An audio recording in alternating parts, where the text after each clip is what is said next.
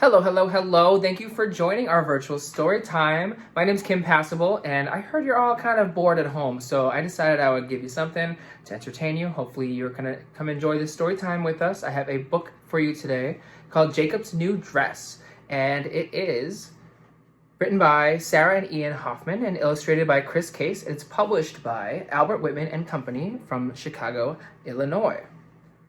Well, without further ado, let's start, yeah? Jacob ran to join Emily in the dress-up corner. Emily slid into a shiny yellow dress, while Jacob wiggled into a sparkly pink dress. They both reached for the crown, but Jacob got there first.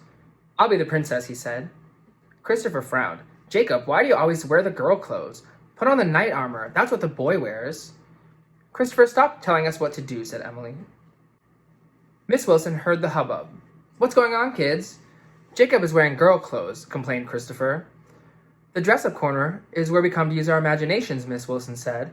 "You can be a dinosaur, a princess, a farmer, anything." "Christopher, what do you want to be?" "A boy," Christopher scowled. Miss Wilson smiled. "Jacob, you try it. What new thing could you imagine being? A firefighter? A policeman?" "Miss Wilson," Jacob said proudly, "I'm the princess." "How was school today?" Mom asked, studying Jacob's face. "Fun?" "Christopher says boys can't wear dresses," said Jacob. "Can they?" "Of course they can," Mom hugged Jacob. "Why don't you get the dress you wore on Halloween and play in that?" Jacob pulled on his witch's dress and twirled. He loved the way the black lace swirled around him. "I want to wear my dress to school." Jacob's mom frowned. "I don't think so," she said. "That's for dress up at home. It would get dirty at school." "Then can I get a regular dress? A dress I can wear to school?" Mom was quiet. "Let me think about it," she said. Jacob wondered what to play next. Pirate? Princess? Bird? Heaping 3 towels onto the floor, Jacob made a nest. Then he wrapped another towel around himself for feathers. Snug and warm, he imagined what a school dress would look like. The next morning, Jacob stood on the stairs wrapped in a giant bath towel. "What are you wearing?" asked Mom. "It's like a dress, but I can get it dirty," Jacob said, pointing to the towel. "I made it." Dad frowned. "You can't go to school like that." "Put on some shorts and a shirt under that dress thing," Mom said.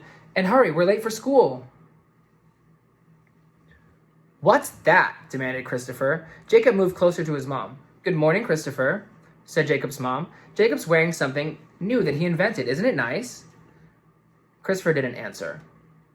"I want a dress like that," cried Emily. "Where'd you get it?" "It's not a dress," said Jacob, glancing up at his mom. "It's a dress thing." Jacob saw Emily smile and grinned back. "I can make you one." The playground was full of laughter and running feet as the children played tag. Christopher sneaked up, yanked up Jacob's towel, and ran away whooping. "Christopher's mean," hissed Emily. Jacob watched Christopher wave the towel like a captured flag and started to cry. "How was school today?" Mom asked. "Christopher stole my dress thing," said Jacob. The tears flooded back. Mom hugged Jacob. "I'm sorry, Christopher's not always a good friend." "Mom," whispered Jacob, "can you help me make a real dress?" Mom didn't answer. The longer she didn't answer, the less Jacob could breathe.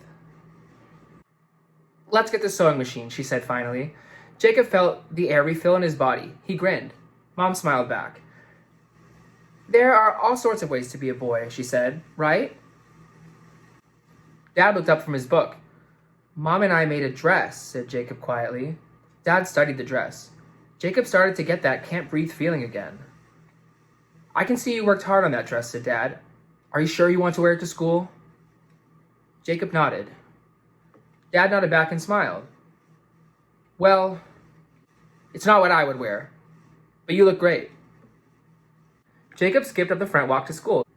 He found Emily inside and showed her his new dress. They found matching colors in their clothes and laughed. "Purple and white. Do you want to play dress up?" asked Emily. "No. Monkey bars." Together they ran out to the playground.